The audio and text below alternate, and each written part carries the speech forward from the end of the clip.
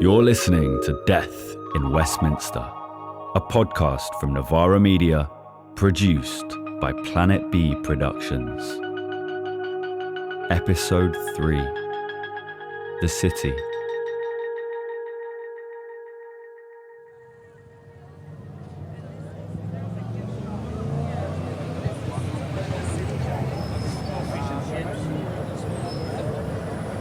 So we're just trying to cross to just go into the public subway by Westminster Station.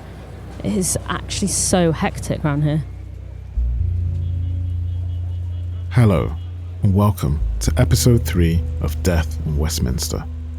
I'm Kojo, an academic and author, and I'm here in the centre of London with my friend Dalia Gabriel, an expert in urban inequality. We've been following the story of Gyula Ramesh and how he was left to die in one of the world's richest cities. We're in the underpass that connects Westminster Tube Station with Britain's Houses of Parliament.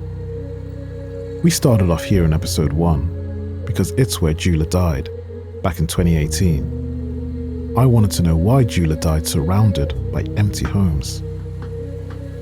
Episode 2 took us to the Cayman Islands to find out why so many of these homes are owned offshore, in tax havens, and why the identity of those owners is so often hidden. Now we can shift the blame to the offshore jurisdiction because actually it avoids undertaking any real scrutiny in our own backyard. We heard how offshore ownership makes it harder for people in Britain to rent or buy a home. But we also heard how if they wanted, politicians in London could change the law to stop that happening. So why don't they?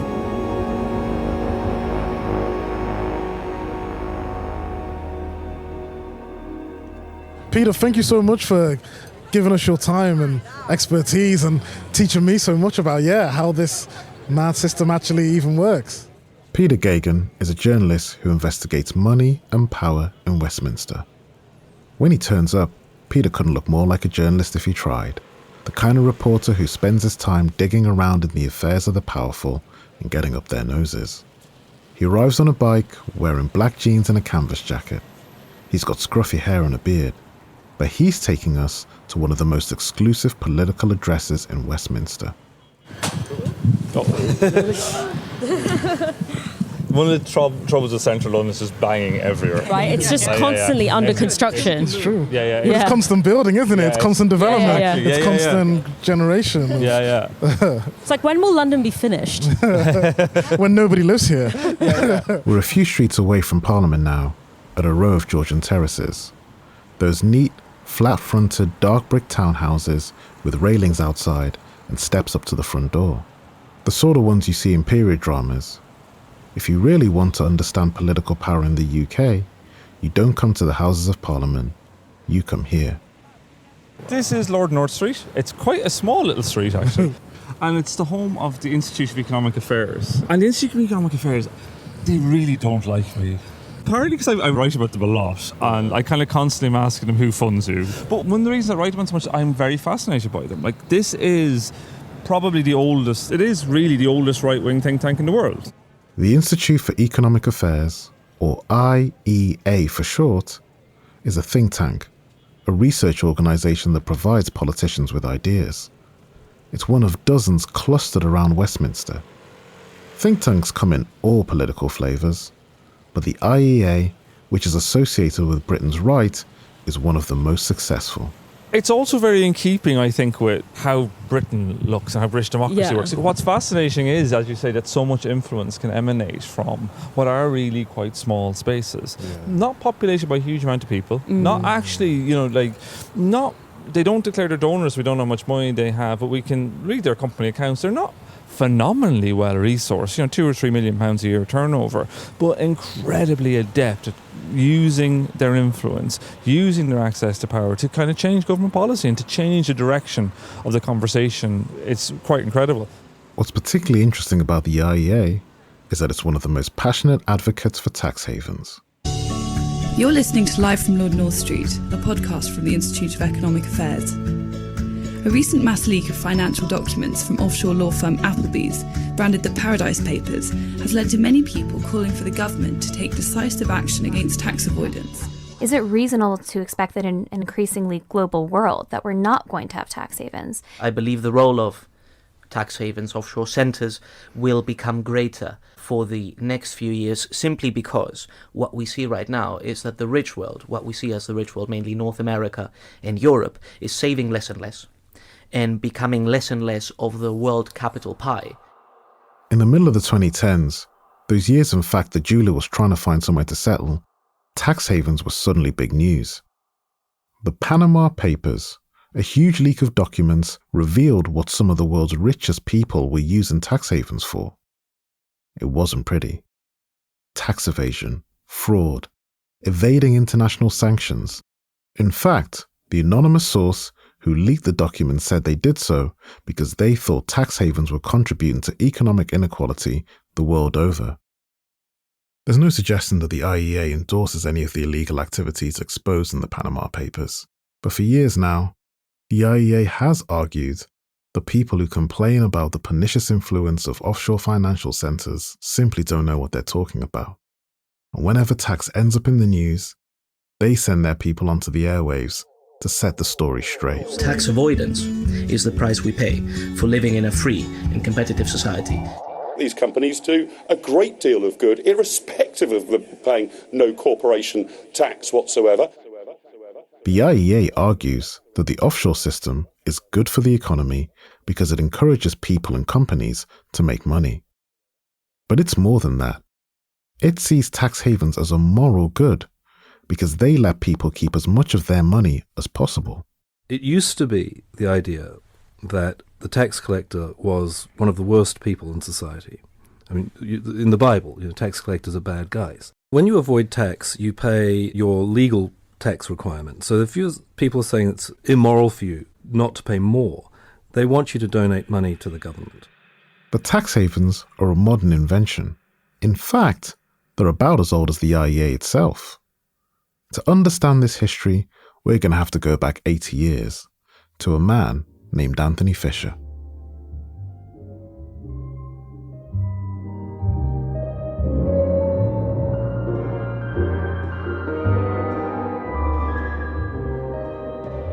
It's 1945, evening, London, a few months after the end of the Second World War.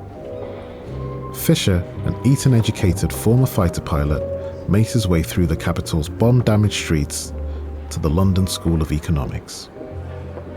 Politicians, bankers, businessmen and students are filling up a lecture hall to listen to a talk by an unassuming Austrian economist named Friedrich von Hayek.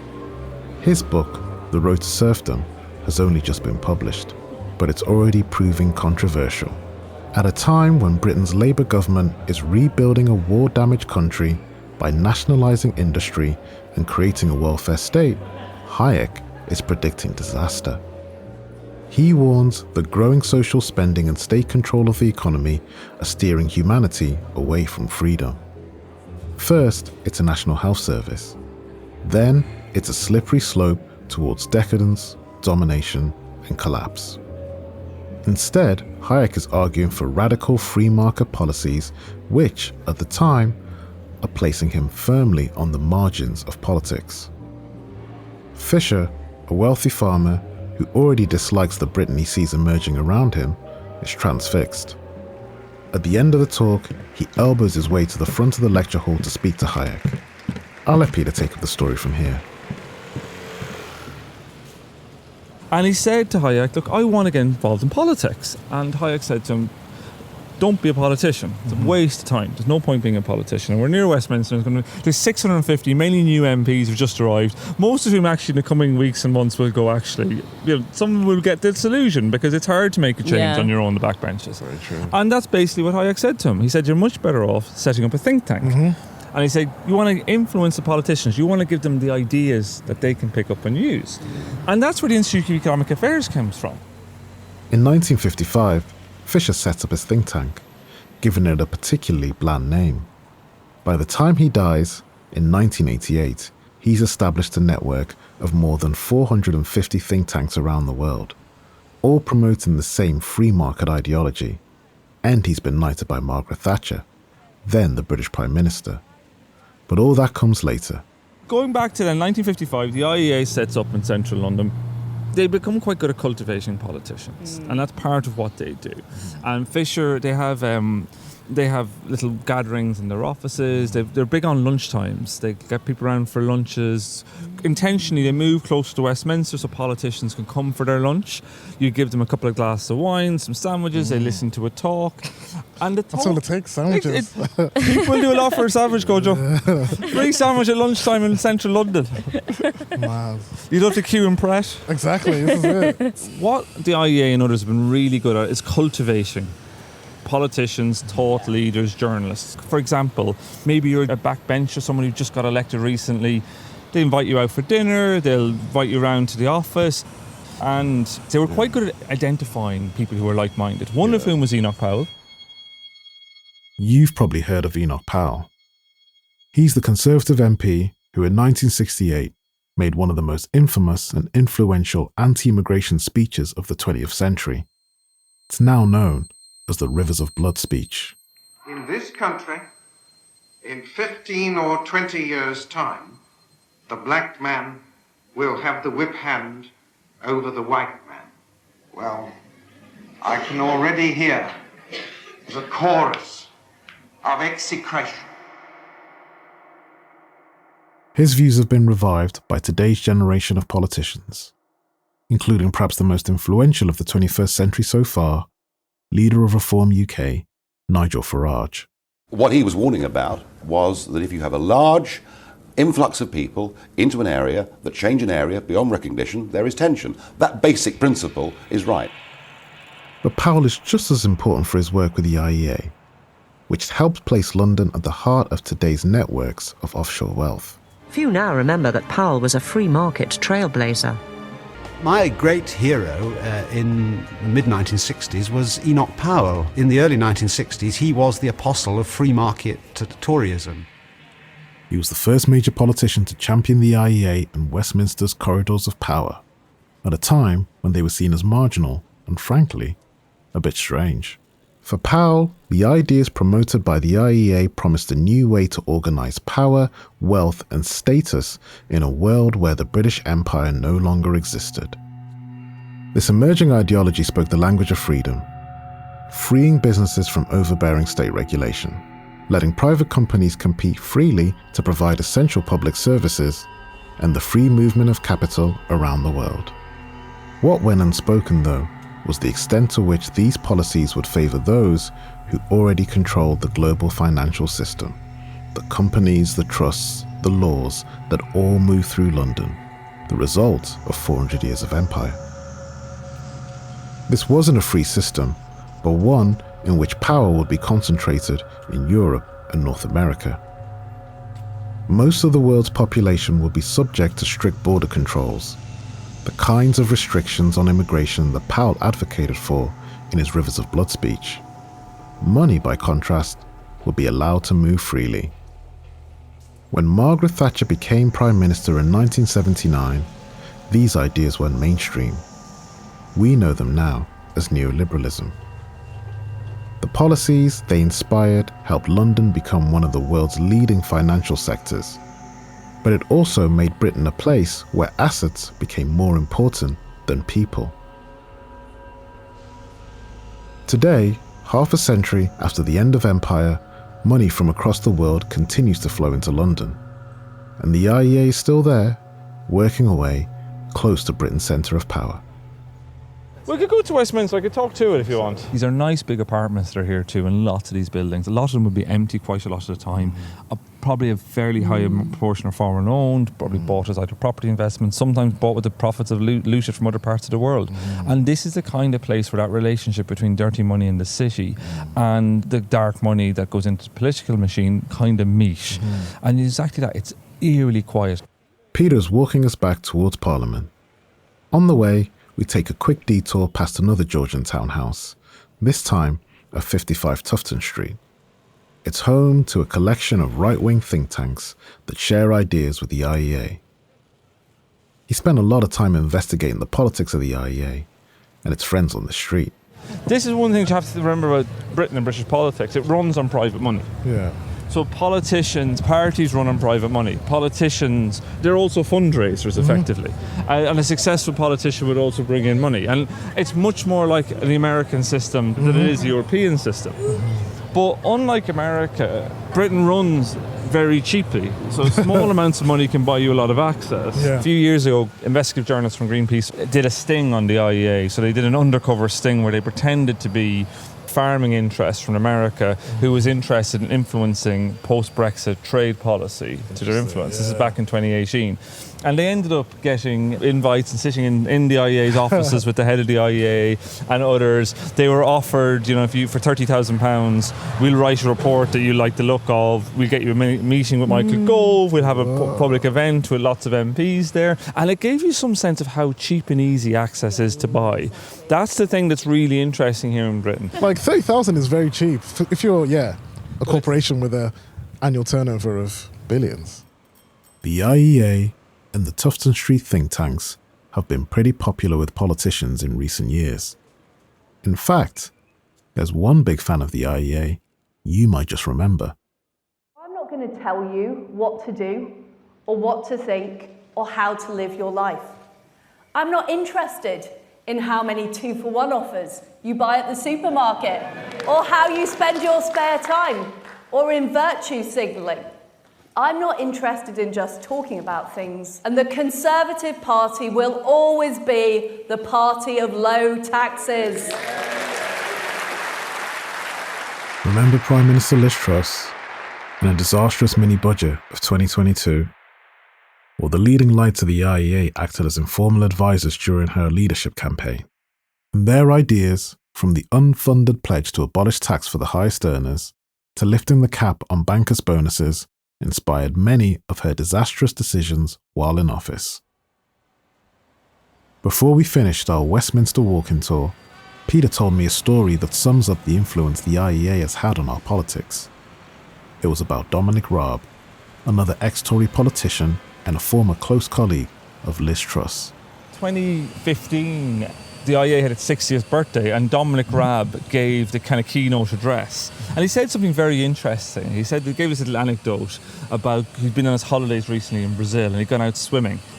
Without him realising, while he was swimming, the tide had brought him a long way down the beach. So when he got out, the time he realised where he was all the way down to the right. Yeah. And he said the IEA is like that. Without us realising it's doing it, it's moving, basically the Overton window further and further. And I think that was quite, actually, for Raab, a very, very acute analysis of how the IEA had operated. Ultimately, it's politicians, not think tanks, who are responsible for their own decisions. But over the years, the IEA has helped shape the common sense of Westminster that says it's pointless to try and change the current system. In 2018, the same year Julia Remesh died in Westminster, surrounded by empty homes, the IEA happened to publish a report on tax havens. It was called Offshore Bet: The Benefits of Capital Mobility.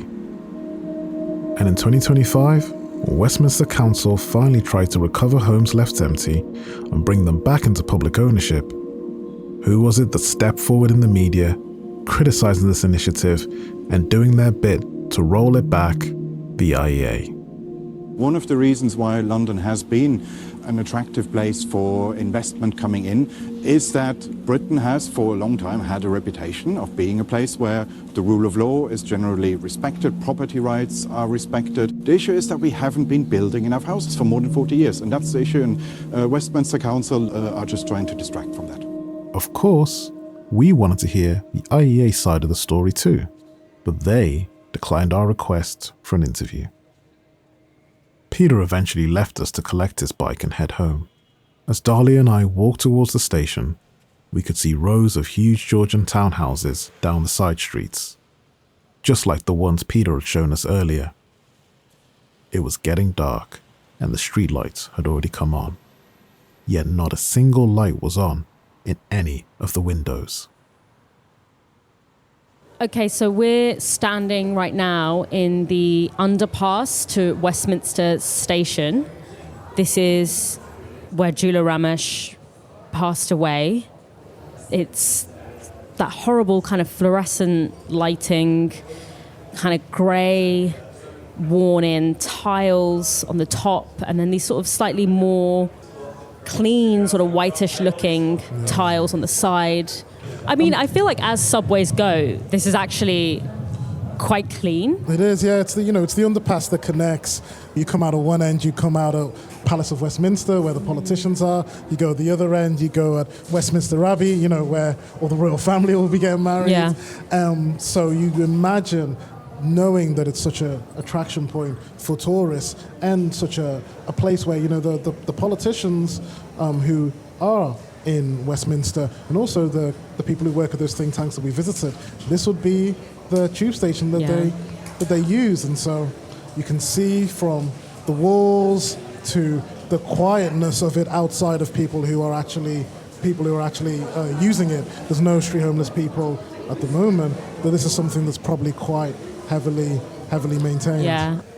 What I always find has always struck me is that Westminster Station has a public toilet, and I assume it's because it's in a fairly wealthy part of town, but that's also probably why it's somewhere street homeless people would come, because it's just like so difficult as a street homeless person now to have any access to like basic. It's like this bizarre thing where it's like we know that this is a fact of our city. Absolutely. And yet we've actively built nothing to make things even just a little bit more dignified. Yeah. So it's like you can imagine that that's probably why he was here, is because it's sheltered, it's underground, it's away from just the chaos and the dysfunction of the main roundabout, the main square. It's got a bathroom. It's like one of the few pockets of the city where a street homeless person can actually be somewhat sheltered from the elements. Yeah. But obviously, it's the acute vulnerability that he must have been in. Yeah, it's just kind of chilling to think that this is probably somewhere he would have come for comfort. The idea of that also being the site of his death just really brings to the fore how this city has failed ordinary people. Absolutely. I mean, I thought walking around our walking tour today, I don't know whether you saw many, Dahlia, but I was also struck thinking about Julian, what he went through, that there wasn't much street homeless people around today. Like, it felt like, we know from the numbers the street homelessness problem in Westminster, but yet we've walked around today and it feels like this kind of area has been emptied of people like Jula in a very focused and dramatic way.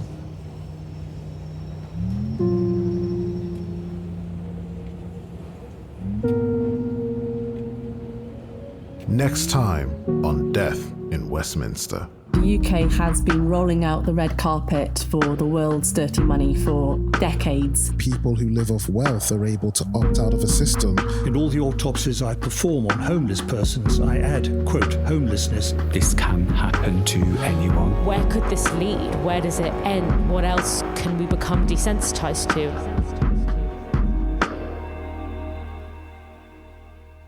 You've been listening to Death in Westminster, a podcast from Novara Media produced by Planet B Productions.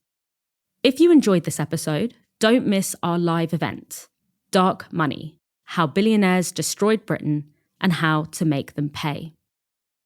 Join us on the 19th of March at Earth in East London. The evening will be hosted by me, Dahlia Gabriel, and Kojo Karam, with special guests Peter Gagan, Stephanie Brobby and Faiza Shaheen. Tickets are available now from Dice, and you can find the link in the show notes.